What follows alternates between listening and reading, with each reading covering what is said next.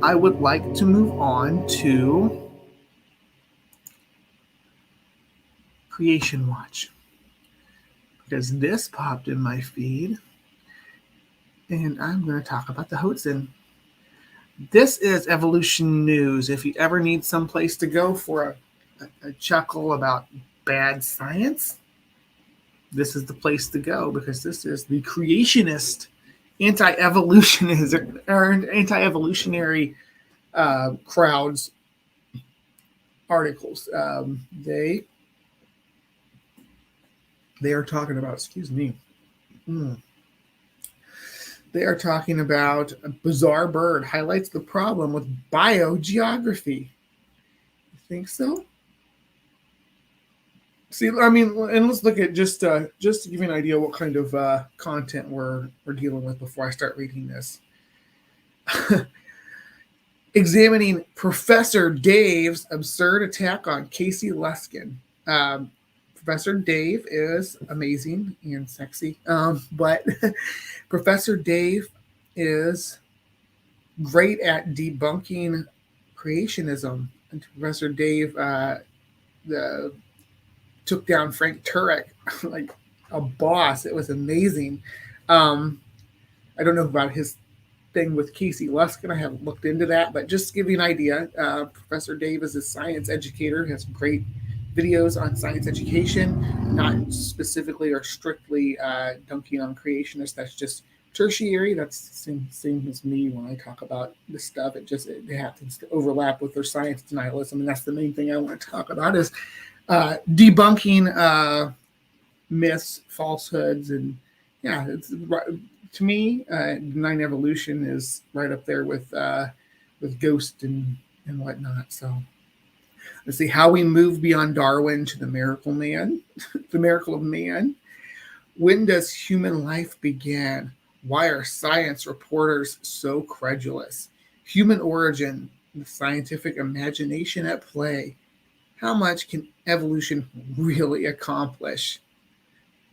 So these are not, despite being evolutionnews.com, there's no real science here. More Cambrian woes for evolution. What is ID and how should we defend it? New form of biological self-replication.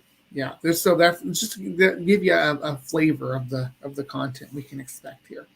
After complaining about a podcast by Michael Egnor and Casey Luskin, and about Stephen Meyer's recent Newsweek piece, atheist biologist Jerry Coyne. I don't know why we need to put atheist there. I don't think that has too much to bear on what he's talking about when he's talking about biology. There's atheism is not going to come into play there. Whether or not he believes in a God is not going to come into play on how he handles his interpretations of the data collected in biological research in order to write his papers and to put out his reports. So yeah, turns almost directly to complaining about the article in the New Yorker that the author of Why Evolution is True would not like it is predictable from the headlines.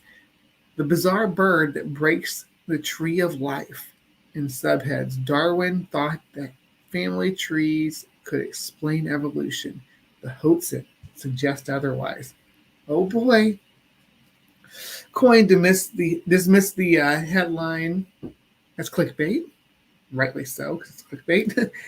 Yet there's a problem with the bizarre bird that would have earned my click had journalist Ben Crair paid it the attention it deserves.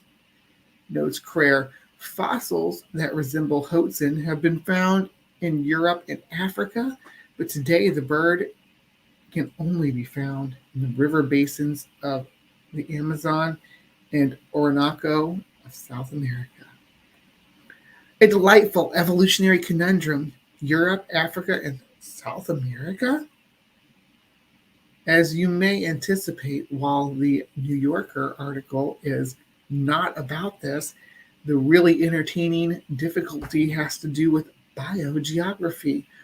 While these birds are bad at flying, evolutionists have been forced to credit Hoatzin rhymes with Watson's with some impressive rafting. Unbelievably impressive. Dr. Luskin has written here about the case of the mysterious Hoatzin. Biogeography fails neo-Darwinism again.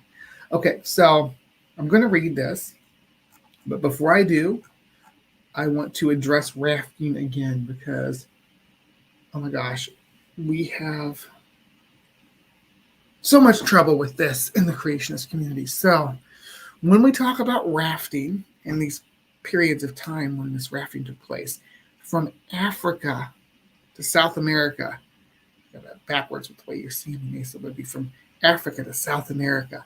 Okay, so you have these land masses that are this far apart now, right? But they've moved that far apart. Long ago, they were this far apart. And the mid-Atlantic ridge is in between there. When these were closer together, that ridge was higher, the Atlantic Ocean was shallower, and it was scattered with islands. It was kind of like the Caribbean, like between South America and North America, like the Caribbean area there, or between Indonesia and Southeast Asia and Australia, like that area there. And we know that happened in those areas as well. Organisms are able to what they call island hopping, which is through a combination of self-propelled momentum, so swimming or flying or gliding or what have you, from one island to the other to have access to unobtained resources or resources without competition. Organisms do that. We see that today as well. We see animals migrate to new islands. That's why Florida has a green iguana problem. It's not through pet introduction like what we see with the pythons, but because green iguanas, the more hurricanes we have, the more green iguanas wash up on the Florida shores and spread and propagate throughout the land. So we see rafting. We know it happens. And we know these continents were close together. It didn't just happen with the Hoatzin, or the Hoatzin's ancestors. It happened obviously with Matt Powell's famous surfing monkeys. They did not surf. They rafted and island hopped like they do today. There are Caribbean islands that had monkey and sloth populations. In the Caribbean, how did they get there? Were they created there? No, they rafted there from South America. We've wiped most of them out. Again, I keep harping on this, but the Holocene extinction event wiped most of these island fauna, the island monkeys and sloths out. But yeah, the Caribbean was rich with primates. We know that they raft.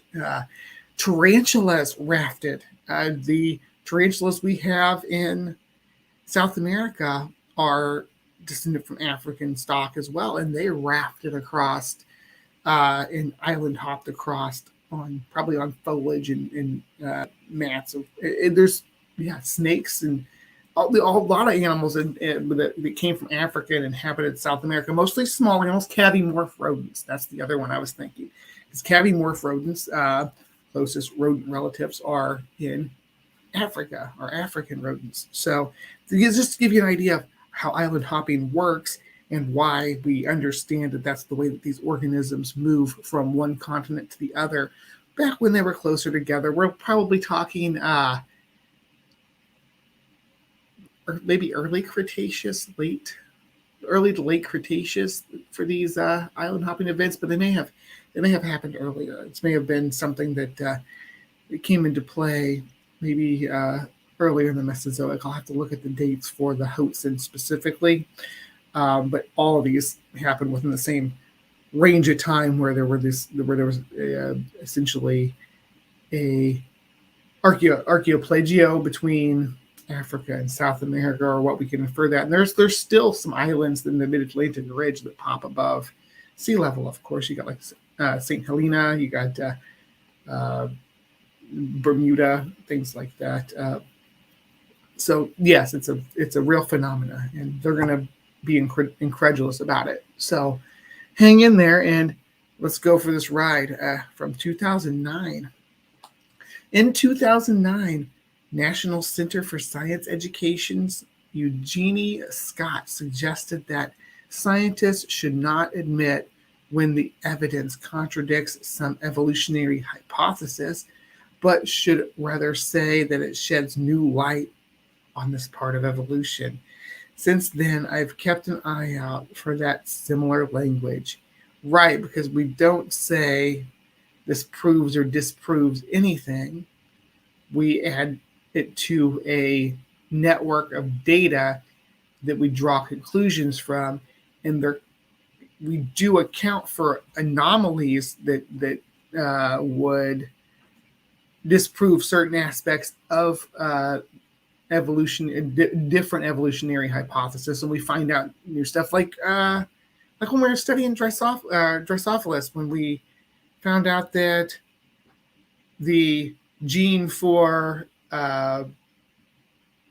allowed for, because they have red eyes, it was linked directly to the sex genes of the organism, so you could only alter the colors of the male Drosophilus's Drosophili of its eyes, because those two genes were linked. So I mean, that's the thing that we learned, and then we updated the way that we understand the genetics of organism based on that. That there could be a suite of characteristics that come together within the genetic code that are intrinsically locked together.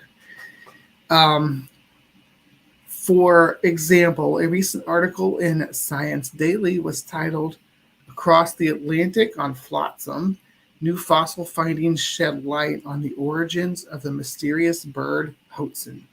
According to the article, Hoatzin lacked a known fossil record outside of South America until recently, when a team consisting of German, Brazilian, and French researchers not only described the earliest known fossil find of the mysterious bird group, but also produced the first proof outside of South America. Apparently, the fossil bones from Namibia, Africa, are about 17 million years old and have the right characteristics to identify them as belonging to Hoatzin. However, finding extinct Hoatzin-like birds in Africa poses a problem for Darwinian biogeography. I'll let the article explain. When two related animal groups are discovered on different continents, this can be explained in principle by two mechanisms. Either the continents were once connected by land, or the distribution took place directly across the water. Africa and South America were once part of a supercontinent called Gondwana, but this had already broken up much longer than 20 million years ago. True.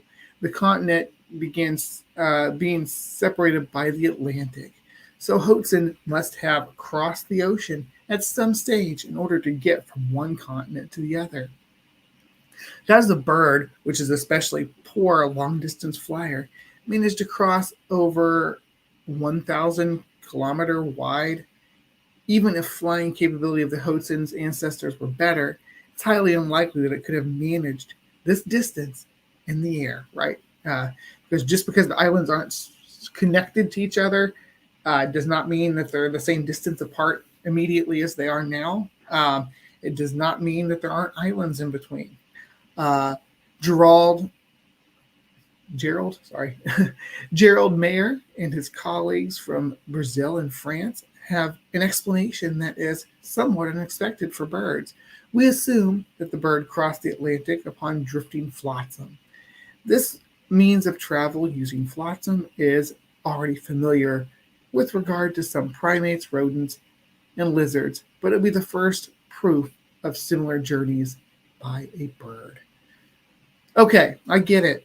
When common descent cannot explain observed biogeographic data, just assert that your organism rode on a raft across vast kilometers of ocean, and presto, you solved the problem.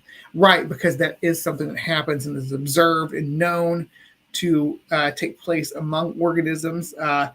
And maybe not in a single event, maybe population got rafted out to an island and lived there for 8 billion years, or not 8 billion, 8 million years before another organism got flushed out to mainland South America where they survive.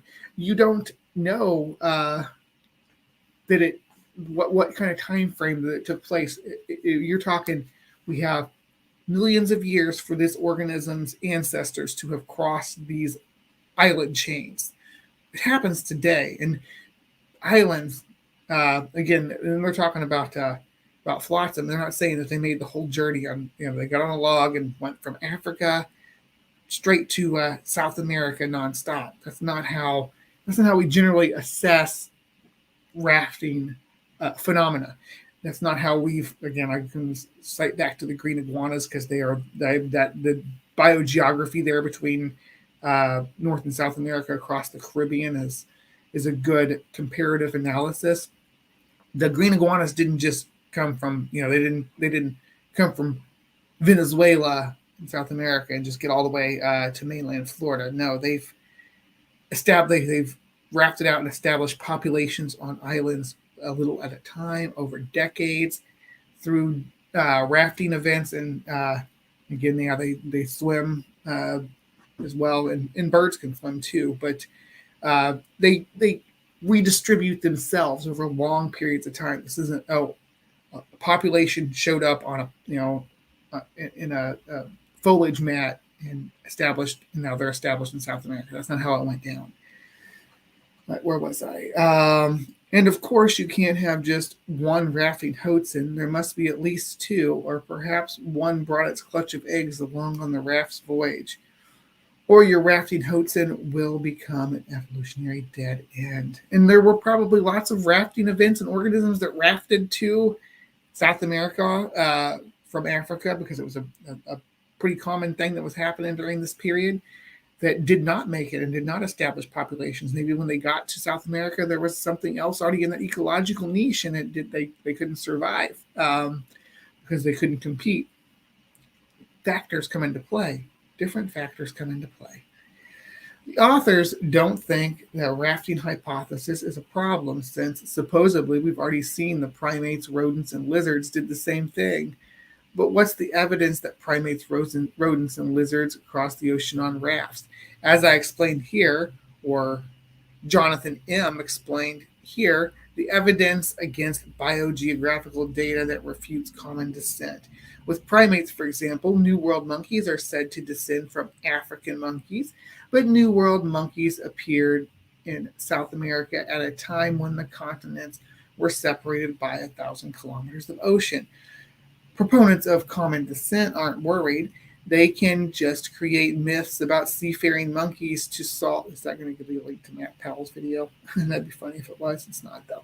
To solve the problem. Never mind that monkeys have high metabolism and are hard to imagine how they could possibly survive such a trip. That's because modern monkeys do have that metabolism, and yes, it would be difficult. There are still primates and more primitive monkeys that can enter a torpor state. And when the New World monkeys split off from the Old World monkeys, they were still in a state where they were able to go into like a torpor state's like a pseudo hibernation. They lower their body temperature, lower their heart rate, become sleepy. Yeah. And again, this is assuming that they had to make the 1,000-kilometer journey in one go, not that a population got washed out on a 50-mile journey out to an island, established themselves there, but developed a population. Maybe there's another island chain 10 miles away, and they got one another in the group got washed out there in a storm surge. Over generations and generations. Everything does not have to happen now in order for the theory, the rafting hypothesis to be established. It doesn't have to make the full journey in one go. It doesn't have to be one organism. They could have even, you got to think about the population that gets out to the island that's 50 miles away, that population is isolated. Say they're isolated there for 200,000 years. They've evolved. That's the different species now that's on this island, right? Maybe they evolved living on this island to eat stuff that washes ashore too, because island resources can sometimes be limited. So they start becoming more comfortable hanging out on the shoreline, or even in the surf. And as generations go on, they start to get more comfortable with moving out into the water. That could also trigger an organism to venture further out to sea and get washed away to a different island or different continent, even in those circumstances. So there are a lot of factors that could come into play. I think it's just silly to think it had to happen all at once. Another recent article at BBC News notes that this same problem besets evolutionary thinking about South American rodents. We're talking cavimorphs. And I bet they're not even going to talk about spiders. Tarantulas are my favorite one of these groups that made this migration. They talk about primates, rodents, and lizards. Where were we? Mm-hmm. No one really knows how they got there, but scientists have speculated that some small animals could have made the journey by sea. They could have got there on some rafts of vegetation, said Dr. Croft. And that maybe sounds like a fantastic tale, but the fact we do see things like this happening today, you can get big log jams of vegetation that get pushed out of rivers during storms. And often you will see mammals on them. The odds of them making this crossing are obviously very low, but after millions and millions of years, the odds of some animals making it go up considerably. And we keep finding new clades that did this. So you're not making the point that you think you're making, Dr. I guess this is, they're using Dr. Luskin's, let's see, this is David Klinghoffer. You're making, the more animals that you point out that made this journey, the less robust your argument becomes. Because it's clear that something's happening to allow for interchange between these two continents. I don't understand your point. Let me get this straight. Since we know that common descent is true, and since the rodents, monkeys, and hoatzin exist on continents separated by vast spaces of ocean with no land-based migrational pathways, the fantastic rafting tale must be true. And island hopping. I know you focus just on the rafting, but like he said here, after millions and millions of years of moving on these vegetation rafts and other methods of getting moved from one island to another via island hopping, you get organisms moving, making this migration. We see it today. It's not speculative. This is something that's observed. Rats caught in shrubs for a couple of days after a storm, perhaps. But do we observe mammals or birds rafting across the ocean? Yes. Thank you for asking. If two similar species separated by thousands of kilometers across oceans cannot challenge common descent, what biogeographical data can? The way evolutionists treat it, there is virtually no biogeographical data that can challenge common descent, even in principle. If that's the case, then how can biogeography be said to support common descent in the first place? No, it's falsifiable. It's definitely falsifiable, but you just are ignoring factors of the evidence and what we know about ecology. You're using your own incredulity about the way that organisms move from one space to the other in order to dismiss or ignore these facts that we see and are observed. So you can make a claim for, I don't even know what your claim is here, because this doesn't, assuming that this evolution news is trying to present itself from an ID perspective and not a Christian perspective specifically, I challenge why evolution itself and biogeographical data specifically as well why they dismiss intelligent design, because in intelligent design to what is did your intelligent design not make animals capable of rafting across vast spaces of ocean? Is there a reason in the intelligent design model that we couldn't have animals rafting across the Atlantic? So I would love to have an explanation of that.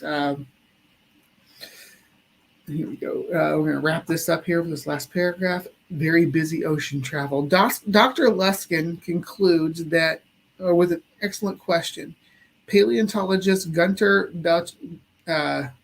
Beckley comments similarly on the difficulty posed for Darwinists. Yes, even rodents and birds are believed to have crossed the ocean on rafts. It looks like there was some very busy ocean travel going on in those times, which suddenly stopped as soon as humans could have observed and recorded it. Rafting animals may be my all-time favorite evolutionary conundrum, and now you know why. I know why. It's because the Panama Canal wasn't Panama Canal. Panama Isthmus was open, so there was a current that flowed from the Pacific. Again, I've got to remember you guys are backwards, from the Pacific through South America and went down along the African coast and pushed back under. That is what carried all this stuff. So yeah, there would have been like a constant, almost like a river flow from the coming out of the Caribbean, going east towards the African coast, then cutting south and pushing, and then when you get down to the equatorial region, pushing back westward. It would have created a current that was constantly flowing and carrying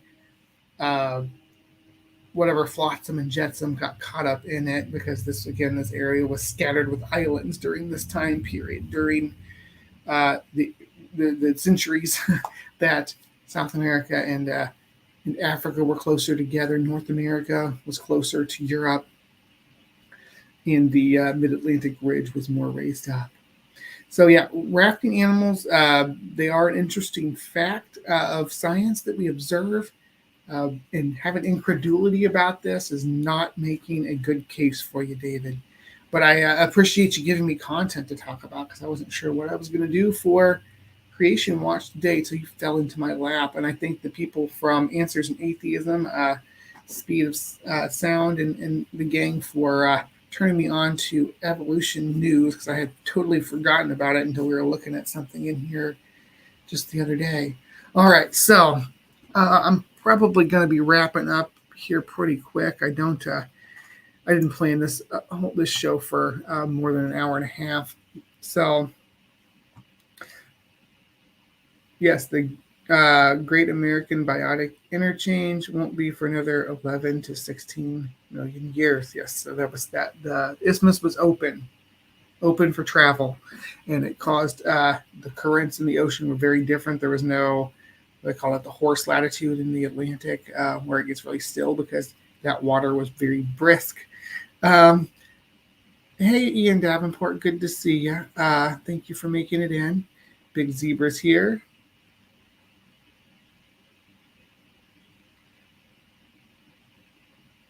Let's wrap up those old world monkeys.